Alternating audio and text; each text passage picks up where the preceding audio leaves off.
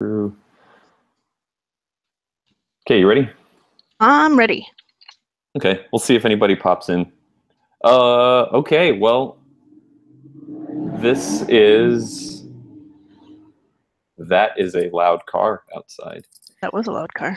This is the first attempt at the Minnesota Entertainment official webcast. Meow. Yes, podcast show where we're going to talk about Blade Runner. Yeah. Yeah, Blade Runner, the original movie, the 2049 or whatever the new one's called just came out, and it'd been a while since I watched Blade Runner, so I figured, hey, let's watch it. And I was a fan of the original. Oh, my name's Peter, by the way. I'm Peter. Oh yeah. Yeah, I'm Rachel. Okay. Hey, Rachel.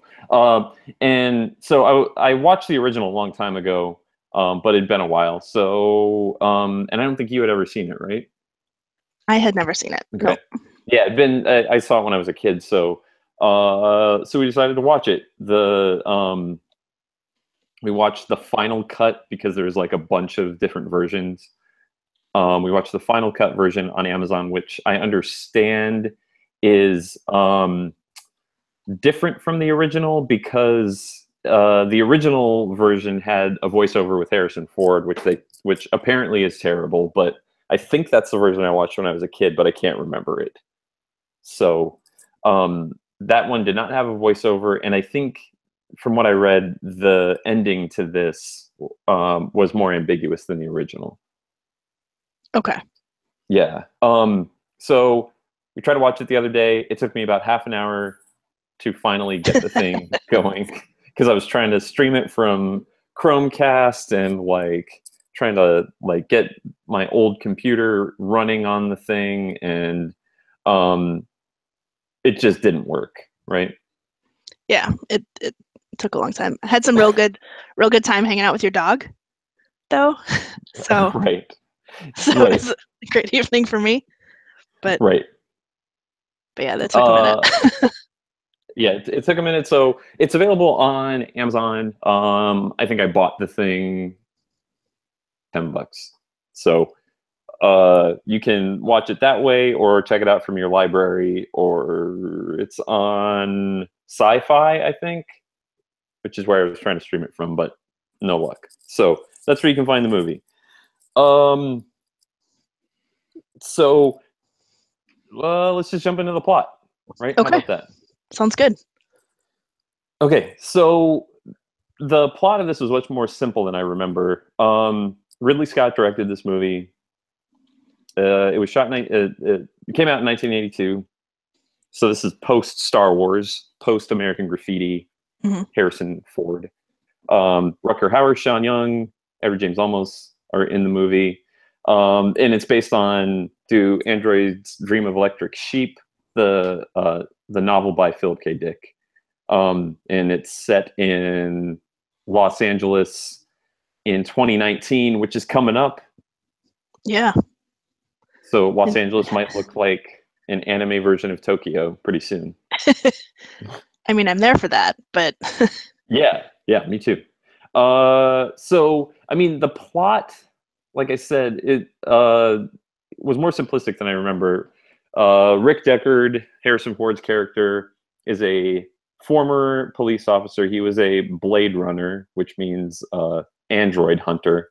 And there's a beginning scroll that tells you how the androids began some kind of revolt and started to kill people. So they needed android hunters called Blade Runners to track these replicants down. So they're not called androids, they're called replicants. And to retire them. So the film starts where we see Leon, right? Who we don't know is a replicant yet, but he will be. He's getting a test administered by a Blade Runner, I'm assuming. another sort of gruff-looking guy smoking, and he asks him. I think the question that he asks him is, he says, if you're in a desert and you see a tortoise come up to you, I guess it's not really a question. He says, you're in a desert, you see a tortoise come up to you, and you flip it over on its back and you watch it die, basically. And that sort of drives Leon crazy, and he shoots the guy. Yeah, because it triggers an emotional response, and like they're not so great with all of the feelings. Oh, and I think the story is that you come up to a tortoise and it's on its back. Why aren't you helping it? Oh, you're right. Yep. Why aren't you helping it? Yes. Yeah. Yep. So Leon shoots the guy and runs away, and then Deckard's, I guess, old cop buddy calls him in to find these other Nexus 6 replicants, Roy Batty, Zora, Pris, and Leon. Right? I think that's all of them, right? Yeah, there was 4. Yeah. So the guy informs him that there's a replicant at the Tyrell Corporation, and the guy Eldon Tyrell, who's this science-looking guy, probably some kind of rip-off of anime. I think we determined, right? Yeah, with those giant glasses. Yeah, yeah, and it makes his head look really tiny. Yeah. So he says, "Hey, before you do this test on a replicant, how about you try it on a real person?" And he, referring to Sean Young, it says, "Hey, how about you try it out on Sean Young?" And there's like a montage where he apparently asks her questions for hours, and at the end, she leaves, and Harrison Ford says, "That's a replicant." And so there you go. Then, and I'm kind of speeding through this at this point, but like Deckard searches Leon's hotel room, and finds photos and synthetic snake skin, right? Mm-hmm. And meanwhile, they show Roy Batty, played by Rutger Hauer, and Leon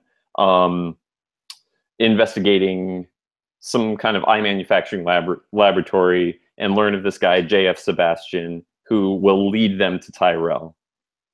I'm going to speed through the rest of this, but Yep, go for it. Along the way, Deckard kills Leon. Deckard kills Pris, who is... Well, first Zora. Oh, that's right. Yeah, Zora. Because Pris is Daryl Hannah's character, right? Yep. Yeah. She's the pleasure bot. That's right. She was the pleasure bot. Yeah. So the entire plot is basically that Deckard is tracking down these Nexus 6 robots, and they, in turn, are trying to find Tyrell, but it's never really super made clear why. Ultimately, go ahead. They want longer life, because the replicants can only live 4 years, because if they live longer than that, they found that they would learn how to have feelings, and it would get too complicated, and they would start to like misfire. And so the replicants now come pre-programmed with a 4-year lifespan, to avoid them learning how to feel. and so they were trying to find Tyrell to reprogram them so that they could live longer lives, because they were starting to get feelings, and they wanted to survive. They wanted to live. Right. Yeah. So, and along the way, Leon gets killed. Zora gets killed. Pris gets killed. And they ultimately find Tyrell, where Roy Batty kills Tyrell, because Tyrell So basically gross. said he couldn't do it, right? He said he couldn't extend their life. Yeah, that basically like once the programming is in place and they're turned on, like the cells can only do what they've been programmed to do. They can't be reprogrammed at that point. Right. Yeah. And then Rutger Hauer's character in this pretty gruesome scene, like just squashes Tyrell's eyeballs out. Which gross. Have you seen that? You've seen that Game of Thrones episode where basically the mountain was the mountain, right? Yeah, where the mountain does that to what's his name? Yeah, the Dornish guy. Yeah. Yeah, and then he kills J.F. Sebastian, which we don't see on screen, but they just say that he's dead, right? Mm-hmm. Yeah. And then Pris and Roy Batty are the only ones left alive, and Harrison Ford is fighting Pris and has to kill her. I think he shoots her, right? Yeah, multiple times. Yeah, and she does the android spastic freak out that Ridley Scott is famous for. I don't know if he's famous for that, but he used it in the original Alien too. Yeah. Yeah. And then there's an extended sort of chase fight scene that's really trippy, and ultimately Roy Batty dies. Harrison Ford gets his hand all messed up, twisted and broken by Roy Batty, and Harrison Ford goes back to his apartment and runs away with Rachel. And there's a little origami unicorn left there, which is to imply like, okay, well, anyway, we can get into the implications in a second, but that's the gist of the movie, right? Yeah, more or less. Yep. Oh, and just one, I think, note is that Roy, when Roy dies, he shuts down. He isn't killed by Harrison Ford, and we see this kind of like throughout the movie where he's like his hands start like not working as well, so he's clearly at the very end of his 4 years, and so he gives this like monologue about how his memories will be lost in time, like tears in rain, and then he just like shuts down. Right. Yeah. So how do we feel about this movie? Like, just first, let's say, if we liked it or didn't like it, and then let's get into some of the finer points of it. How did you feel about it? I really liked it. I think it really holds up. Like, even though it was made, I think it was made before the year before I was born, 1982. I really liked it. I really got into it and was able to sort of be immersed. It didn't feel like the shots and stuff didn't feel like a movie from 1982, I think. Although the soundtrack by Vangelis did sort of make it feel like 1982, but then again, I've seen some like retro futuristic movies lately, and they sort of want to have that super synthed out feel. So even that didn't completely date it. Right. And I feel like the music sort of helped cultivate the whole like neo-noir vibe that they were going for. So yeah, I didn't mind the music either. Some of except during like the very few romantic scenes, then it was like, that is some 80s saxophone happening right now. But yeah, overall, I was super into this movie. Yeah, me too. I liked it. I liked it overall. There were parts that I did not like, but the things I did like about it were like the shots look amazing. And there's the pacing in this movie is really good. Like even the scene where Harrison Ford is just manipulating that picture and trying to find the mirror, that there's no reason that scene should be as compelling as it is today, when we can manipulate everything, right? Like Right. we have all of these image manipulation things. So watching somebody zoom in and zoom out of a picture, it shouldn't be as compelling as it is, but it was really interesting. Like the framing of the shot and like the chunking sound that the computer makes when it's like zooming in and out was like really satisfying Yeah. sounding. It was kind of like those old printers a little Yeah, bit. yeah, The right. oh, what are they called? I can't remember. The ones that like The pull the dot paper through. matrix ones. Yeah. Yeah, Yeah, it had that with kind of thing. the you have to the corrugated part that you have to peel off on the side. Yep. Yeah, like it would come off of the come out of the grooves or whatever, and then you have to reset it. What's really funny Yeah, is like that's what technology sounds like to me. yeah. Like Wait, that's wait. Expound on that. so um like it's funny, the dot matrix printer sound is both dated but also is very connected to this idea of like super high tech in my brain Mm-hmm.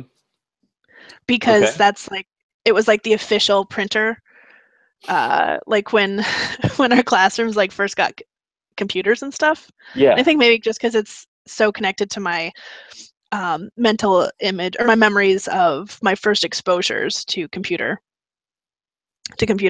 And Yeah. so like you know something important is happening if that dot matrix printer noise is happening. Like that's serious stuff. You know, there's like there's a trend in sci-fi too where either things are like overly complicated and mechanical, and that's what the future is about. And I'm not talking about like dirty sci-fi because that's sort of a subset of like over mechanized.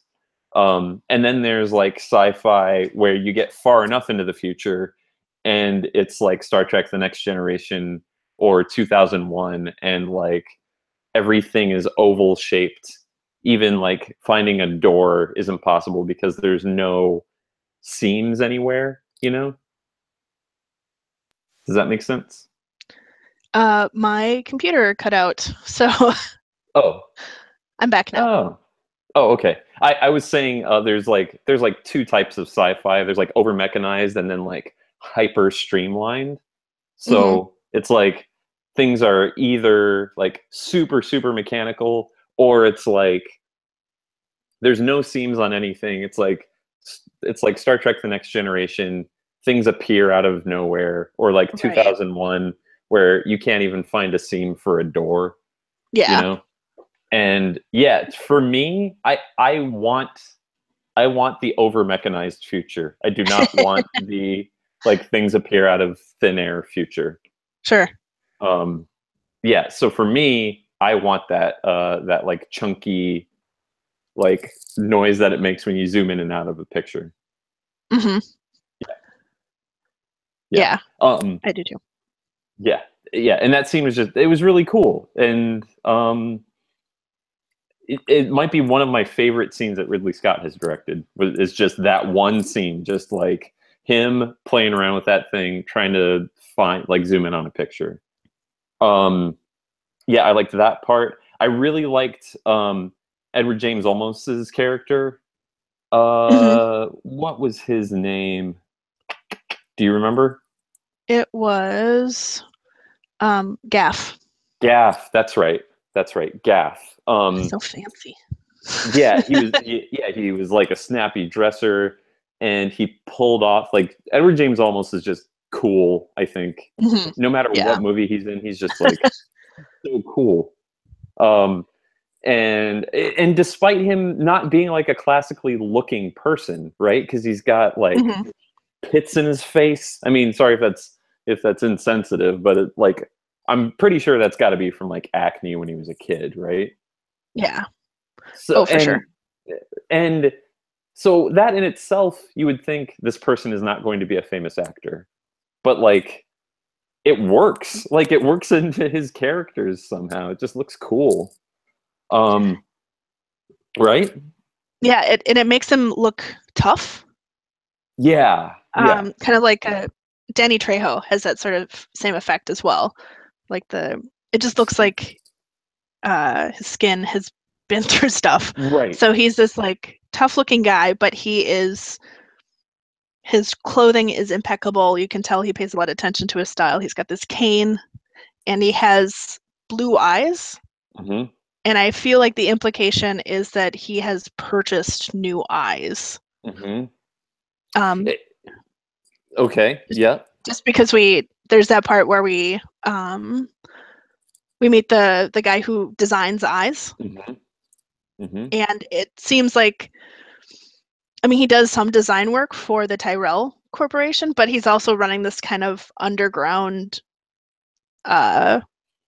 street vendor situation Mm-hmm. with making eyeballs in his frozen lab. Mm-hmm.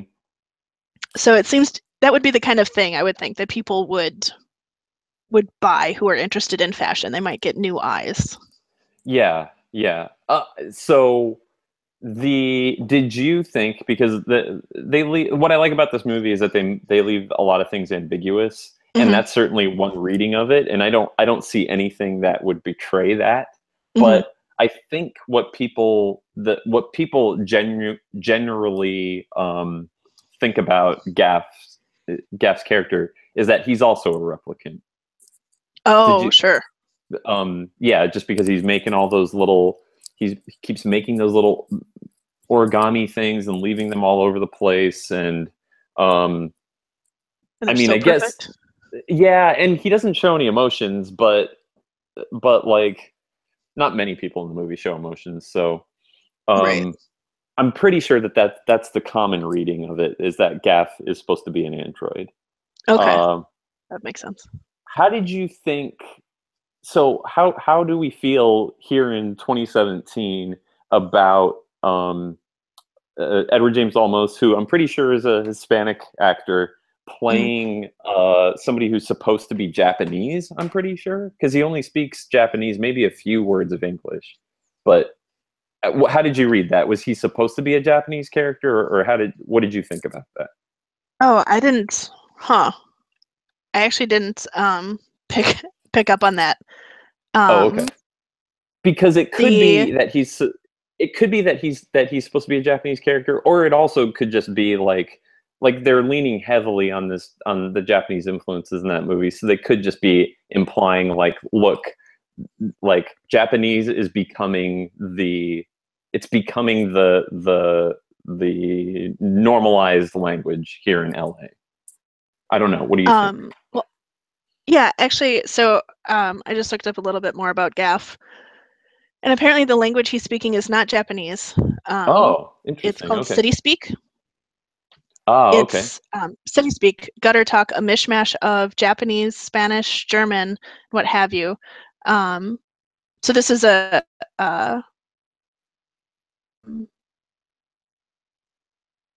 so this is a quote from the voiceover that we missed watching the final cut. Okay. That gibberish he talked was City Speak, gutter talk, a mishmash of Japanese, Spanish, German, and what have you. I didn't really need a translator. I knew the lingo, every good cop did, but I wasn't going to make it easier for him. Right. Okay. So in addition to Japanese, Spanish, and German, Olmos also used elements of Hungarian, Chinese, and French. The other streak dialogue in the film uses Korean. Okay. So, and that was the feeling that I got, was that it wasn't necessarily that he was Japanese, but that he was so familiar with the local language, whatever was being used, and that's what he spoke in. Mm-hmm. Okay. Oh, what's actually really cool is much of the City Speak used in the film was devised by Olmos during background research for his character. Oh, that's really cool. Yeah, I'm trying. I've read the novel before, and I'm trying to remember. I don't think, like, Ridley Scott took a lot of liberties with the movie and changed the story around a lot from Mm-hmm. the way the novel is. And I'm pretty sure that there wasn't that sort of language in the novel. But I like that. One of the things I like the most about this is just the whole, like, that whole city stuff, and yeah, it's like it just evokes like this really cool feeling that I feel like started cyberpunk to a certain Mm-hmm. degree. But I don't want to give Ridley Scott too much credit because I'm pretty sure he grabbed a lot of that stuff from anime that had been doing similar things for a long time. So, um, yeah, but still, it was really cool. And I think, like I said, when you and I were watching it, that scene with the flying like cop car next to the big lit up Mm-hmm. billboard, the Japanese woman eating food. It's like somebody saw that minute worth of film and was like, okay, that we're gonna like make so many movies that look like this, like Fifth Element and Yeah. etc. Like a whole bunch of sci-fi movies. Um, yeah, okay, so that's Gaff's character. Um, so Daryl Hannah's character was kind of like you said, a sex bot. It felt like she was like Harley Quinn. Who else did we say when we were watching it? Oh, gosh, I can't remember now. Yeah, It'll come to me. she, yeah, I can't remember either. But yeah, she's just sort of that like primal, crazy kind of like. It's unclear if she's actually ditzy or if she's just being ditzy for the sake of JF Sebastian to try and manipulate him. Mm-hmm. Um, yeah. um, she was pretty cool. I felt like she could have done more, and I felt like that with a lot of the characters. Like I found myself saying, why did there's no reason to kill these things? Maybe I'm jumping ahead in the talking points, but like Deckard killing those things, I was not very sympathetic to that at all. I mean, they killed like eventually Roy kills Tyrell, and I guess Leon did kill that first guy, but I don't know. Like, why you don't need to kill these things. At least lock them up and they'll die in 4 years. Yeah, yeah, that that had occurred to me too. It's like if you just leave them alone to kind of do their thing, they'll eventually just shut down. Yeah, yeah. But I guess it's because they were on Earth illegally. Right, right. But yeah, I mean, I wasn't ultimately. I was not very sympathetic towards Rick Deckard's character, um, and that ties into another thing. In the Hmm. interest of time, maybe I'll jump to it. That I think I know where you're going with this. Yeah, like why is every Harrison Ford movie from the 80s like why does it have to have like a shitty pseudo rape scene involved? Right? Like, Oh man. Um yeah, and I forget I think it's a writer for Cracked. I can't remember his name, but I think a writer for Cracked like has a video essay or article about this how like if you just base if a male were to base his dating habits off of purely Harrison Ford movies from the 80s, then it's like, oh, no wonder we have to teach people that consent is a thing. Like that scene was just super uncomfortable where it's just without belaboring all the points on it, it's just like he forces himself on this person, on Rachel, the who turns out to be a replicant, um, and forces himself on her, and she does like the standard no, no, no, yes, finally, okay, finally I'll give in and say yes. right. Because that's what she wanted this whole time, is the implication. I mean, so I'm a dude, and that makes me feel uncomfortable Hmm. to watch, and it makes me feel terrible for anybody that's in that situation.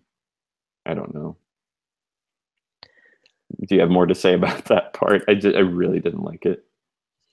Yeah, it was very strange, and it's a pretty common trope in a lot of romance movies where even on like a lighter scale, the couple will be arguing.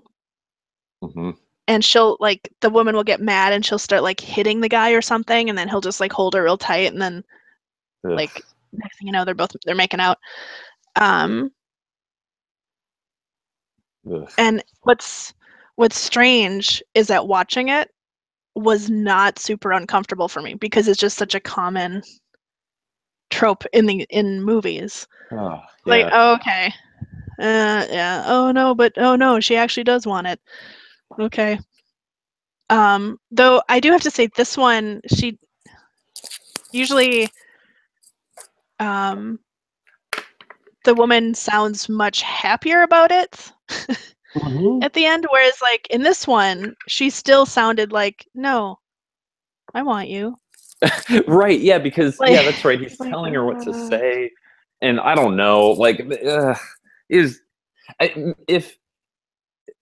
maybe I'm not giving Ridley Scott enough credit. Like, maybe we are supposed to feel uncomfortable because it's like a robot, and he's telling this robot what to do, so she has to listen to him or something. Yeah. I mean, and maybe we are supposed to feel super uncomfortable. I don't know. It weren't good. That's for sure. Yeah, either way, it's using a kind of rapey scene to further the development of a male character. Yes. Yep.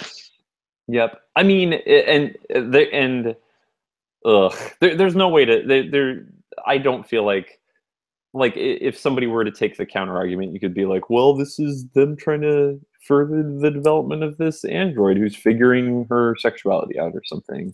Like, to that, I would say it doesn't work like that. Well, and like going forward, like the rest of the movie, any interaction you see that's supposed to be romantic in any way just feels really like, well, this is my life now, like on her part. Oh God, it's so true. I mean, part of that is she's very flat emotionally for the whole movie, like even before they get together. Yeah. And I think some of that is supposed to imply like what humanity is like at this point, that her having that flat emotional state wasn't immediately didn't immediately cue Harrison Ford in that she was a replicant, which means a lot of people just like exist in this like flat state. Yeah, that's a good point. Yeah. This is kind of a film noir thing anyway, like the cool like disinterested hot lady or whatever. I feel like I've read, there's different types of like female characters in noir and pulp and stuff, and some are like that, some are like the femme fatale who are like super conniving and that ultimately lead to the death or whatever of the PI or whoever it is, right? But I hear you. Yeah, there's different. It's definitely saying something. And if we wanted to really read into it, we could say, "Oh, look, like the two characters that are like the two female characters that wind up dead horrifically." Because that scene where Zora got killed again, like with Zora, she didn't do anything. At least that we saw. Yeah, she's just trying to like make a living. She's dancing with this snake. And there was like some I don't know if they were implying that she was having sex with the snake on stage. Remember, we were like, oh yeah, like, what are they talking about? Pleasure from the serpent, and we're like, she's hugging it. They're just hugging. Yeah, that's hugging. True. Yeah. But yeah, and like her and Daryl Hannah's character are both like more sexual than Sean Young, and they both wind up dead. Yeah.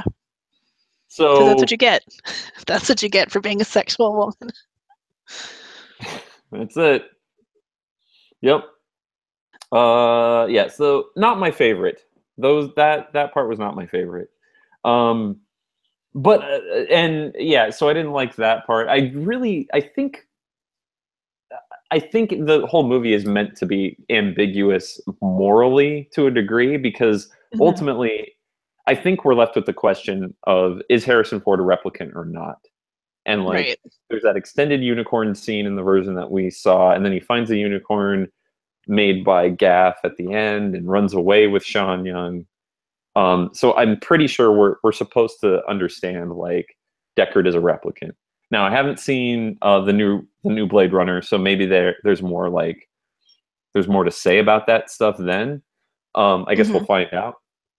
Yeah. Something's got to be done because I think Sean Young is in the new one, and she's still alive, and it's supposed to be Blade Runner 2049. So that's 30 years later. Right. Yeah, so I guess we'll find out when we watch that. But yeah, so I think we're supposed to feel ambiguous about Deckard's character. And I do. Like, some parts I was sympathetic towards him, but overall I wasn't really, even though I liked Harrison Ford's performance in it. I thought it was good. That end scene too, like that was one of the most bizarre action scenes I've ever seen, with like Roy Batty shoving his face through like plaster walls and like saying crazy things. Yeah. Made me think like Rutger Hauer could have played a good Joker, maybe, like in 1989. Sure. I don't know. How did you feel about it? That Yeah, scene? I really enjoyed it because I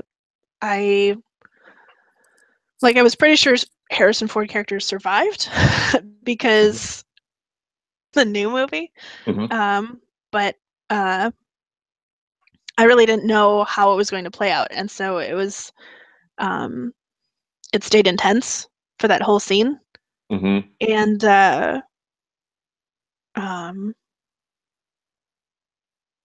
yeah, there was trying to think of what else I was going to say about it. Yeah, it was really intense. It was really scary. I remember watching a good portion of it like through my hand. Yeah, I looked over. Yeah, especially at the Tyrell, during the Tyrell part where. Oh yeah. Yeah. And or when like he was breaking his hand when Roy Batty was breaking Harrison Ford's hand. I couldn't handle it. It was also like incredibly atmospheric, because that's another thing that this movie does really well, is the lighting. Like, that was so much of the intensity, and it was raining and it was dark and everything was slippery, and all of a sudden Harrison Ford is like climbing on the outside of a building, and I'm like, no, what are you doing? Don't do that. Don't. Yeah, with his broken hand. And climbing with his broken hand was driving me up the wall. Yeah. And that scene was very like, it referenced Vertigo a lot, I think. You've seen that movie, right? I have not. Oh, okay. Yeah, I'm pretty sure it was a direct reference to Vertigo, because there's a scene on Vertigo where they're chasing each other over, or Jimmy Stewart's character is chasing this criminal of some type over rooftops, and goes to jump and misses and is hanging on to the edge, and like in the process, this cop that was with him also tries to jump and completely misses and falls to his death. So that's why, thus the name. Like, that's where Jimmy Stewart gets Vertigo from all of that. But yeah, it was that was really cool. Yeah. The fight, I think, drug on a little long, but I didn't get super bored like when I'm watching like some Marvel movie or something, when I just don't understand, like, oh, they're still fighting. Like, it didn't feel like that because Roy was saying all the crazy stuff that he was saying, which I can't even remember at this point. I just know it was like weird philosophical like stuff about like killing his creator, like, what the hell?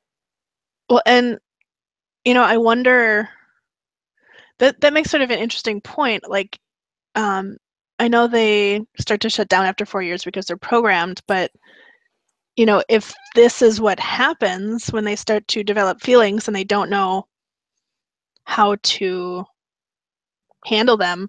That was one thing that Tyrell said, was that, and eventually something that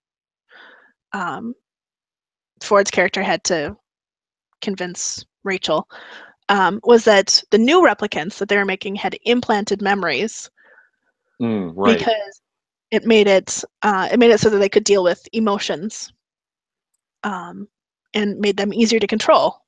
Because you get these 4 replicants who are like just learning about feelings, and clearly Roy Batty just going nuts. Like he is losing any sort of he's losing his connection to reality, and he's like kind of going down this philosophical tunnel and is just obsessed with getting more life. And he what I also really enjoyed about that end scene, now that I'm thinking back about it, is how at the end Harrison Ford is just sort of like, what? Right. Yeah. Like, it's not like, good, he's dead. It's just like, how did I survive that? Right. Yeah. Oh, okay. And he gets like kind of shaky. That was one thing that he did. They tried to play up after he killed each of the replicants. He would get shaky. Like, he didn't actually like killing them. Yeah. He was just trying to do his job. That's true. Yeah. Yeah. Yeah. I like what, and I like what that, sort of the theme of all of it. Like, one of the themes is like, this corporation is so huge, and depending on which side we look at it, like if we are the replicants, if like replicants are examples of us, then it's saying, even if we're screwed either way, if we don't rely on these corporations to like give us the sentimentality that we need to survive, then we go crazy. So it's either like submit to the fake memories that get put upon us by these like forces that are bearing down on us, or resist and just go nuts anyway. And I think that's that theme, that sort of like theme of our creators screwed up big time and we are mistakes, basically. That's a thread that runs through the Alien movies too. Like especially in Prometheus, which I know is not a great movie, but I liked it just for the sheer just spectacle of the thing. Sure. Yeah, I liked that movie a lot. Just for that, like there's plot holes all over the place, but it was pretty good. Let's see. Oh yeah, where do you think? And we determined that Sean Yun has Tumblr eyebrows, right? Yeah. Okay. Yeah, because they're real furry. Yeah. Yep. Okay. Real like wide and like extended. Right. Like they're extended out past where her natural eyebrows ended. She just like her whole getup. It was like that. Like her hair was sort of like out, like in this weird like bun thing, and like her dresses and stuff had those huge collars, and like it was very like queen like. A lot of her attire was very much a callback to the style of the 40s. Oh, okay.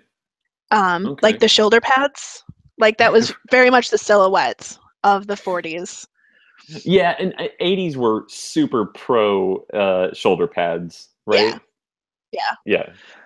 And her hair too. I think you could call those victory curls or victory rolls. Right. Right. I think you're right. But yeah, and that was sort of like also to lean into the film noir feel of it. Where do you think, so one of the questions I thought we could answer is, where do you think this fits in the rank of like sci-fi heavyweights, like 2001, Star Wars?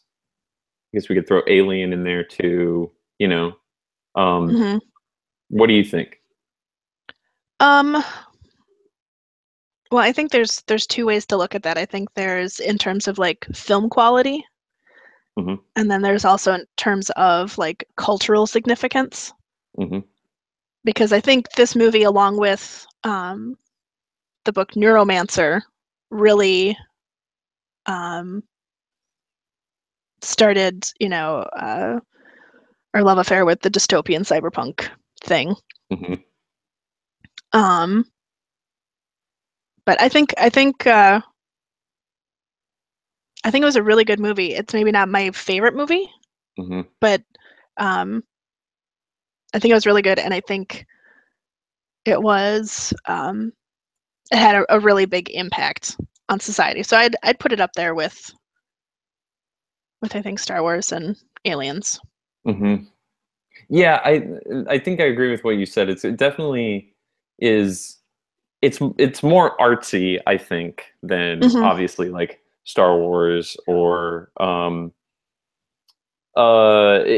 it feels more artsy than Star Wars, and to a degree, it feels a little more artsy than even Alien. Yeah. Because Alien was like sci-fi slash horror, so I feel like people watch that movie, and horror movies are not ambiguous. Like maybe to a certain degree they are, but like in general, I feel like that movie's creepy as hell.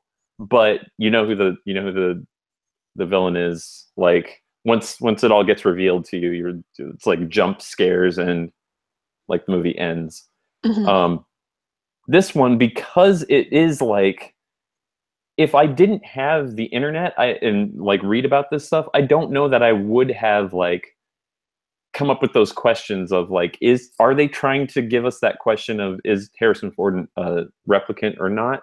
Like I probably would have, but it might take me a couple viewings to figure it out, you know? So I feel like it's up there, like you said, culturally with like Star Wars and stuff, but I feel like it's next to all of that stuff. Yeah. And I wonder once I get to see the new one, I wonder if they're gonna like action movie it up, you know? Like this one, while there was like action scenes, it didn't feel like an action movie, really. It was lots of like plotting and like science fiction drama. Yeah, yeah. And you know, again, the photograph scene, like lots of weird chunking noises and you know, just viscerally showing things at you and not necessarily like trying to hammer through the plot. Right. Yeah, so I wonder if this new one is going to take on the same pacing, or if they're going to change up the pacing and make it like, I don't know. Like I haven't read anything about it. I'm not going to until I see it. But yeah, but yeah, it's pretty high up there for me. I think I like Alien a little bit better. Yeah, I like Alien better than this movie for sure. But I like aspects of this movie a whole lot. So yeah, well, and I'm really into the whole cyberpunk thing. I think it's really cool. Neuromancer is, I don't know, maybe one of my favorite books. It's just really cool, and it digs into a lot of really interesting stuff about people and how brains work and how society is. Is Neuromancer? That's William Gibson, right? Okay. Yeah. I always get William Gibson and the other guy. What's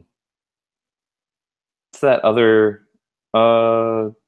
Snow Crash guy name? I get him confused. Neil Stevenson. Oh, okay. Yeah, I'm making a bad noise. I like William Gibson's novels. I don't always understand them, but I cannot stand Neil Stevenson. No, thank you. I feel like he's just smirking the entire time he's writing. Neil Stevenson. Yeah. Well, plus, I don't know. I feel like the 80s were sort of like the golden era for good cyberpunk. Or maybe now you could do some cool stuff, but the 90s, I'm mostly just a little suspect like anything that came out in the 90s. Anything? There's some good stuff that came out in the 90s. There was some good stuff.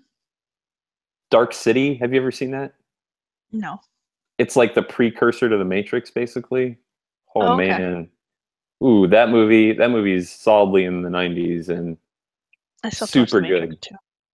It's like the Dark City is like a combination between The Crow and The Matrix. Okay, I've It's seen like, neither of those movies. oh man, maybe we got to watch those on Meow soon. There we go. It's a good plan.